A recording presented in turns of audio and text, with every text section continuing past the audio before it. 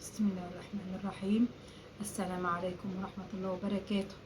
النهاردة ان شاء الله هنعمل لكم محشي، بس المفاجأة النهاردة ان احنا بنعمل ورق لفت مع ورق الكرنب.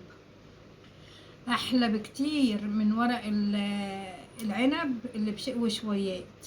ورق اللفت ده جميل، ولا في مزازة ولا في حاجة بتاعت ورق العنب ده، وحاجة ببلاش كده في الظروف اللي احنا فيها دي، واقتصادية في نفس الوقت، وان احنا بنمشي نفسينا زي الناس عشان الدنيا تمشي معانا.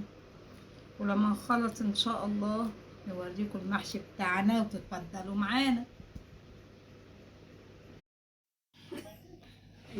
وادي المحشي يا جماعة بعد ما استوى.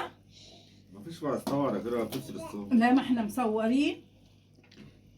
وادي مش عايز ينزل من الحلة، ما شاء الله لازق اهو. لا ازاي عشان الزيت غلي، معلش يا اهو جماعة. يا جماعة. زائد ايه؟ ورق العنب ده ورق تعالوا كلوا معانا اهوت محشي. تعالوا كلوا معانا. تعالوا كلوا، ولو حد كان معاه 5 جنيه هدية. اتفضلوا معانا، اتفضلوا معانا الاكل. سفرة جميلة باللمة بتاعتها. ومعاكم تليفون